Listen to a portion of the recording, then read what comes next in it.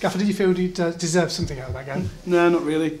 I think there was a lot wrong today, Phil. I have to put my hands up first and foremost. Team wrong, system wrong, shape wrong. And we had to change it to try and affect it. I think, you know, the goals change games.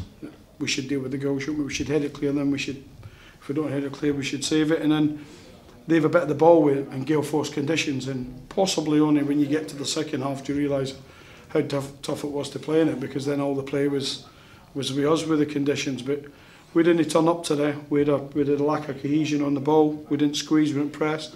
If you don't work hard enough, you don't deserve to win. Yeah, what did you say in the dressing room? I'd imagine quite a lot, given the first half performance.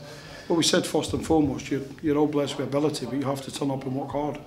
And the minute you don't work hard, and you know, some of the younger ones try and blame conditions, but the conditions are, you can be faced with a gale force wind and driving snow. But it was the same in the second half, and Oxford did better with it than us. But if you look at it over the piece of the game, we probably on clear-cut chances. We have a right to go away, perhaps disappointed, but over the piece, you would say that we didn't do enough to affect the game to get a positive result. Yeah. Did you feel at 2-1 when Murray gets one back straight away that you could go on and get something, because you'd expect them to be a little bit nervy?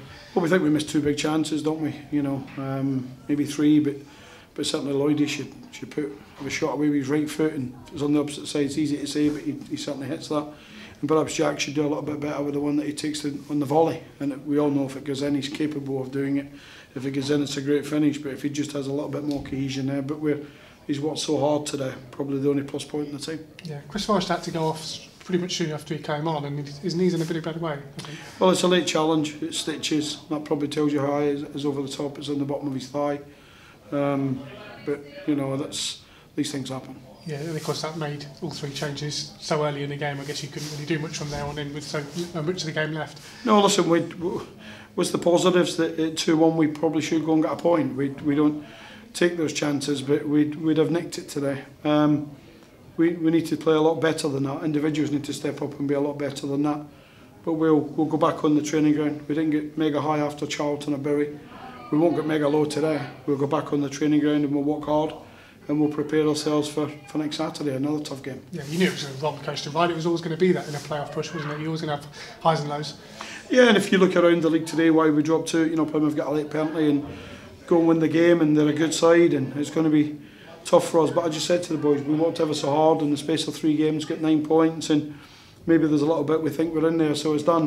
Listen, I've seen teams in there all season and drop out in goal difference on the last day, or drop out by a point. You have to earn everything you get in this league.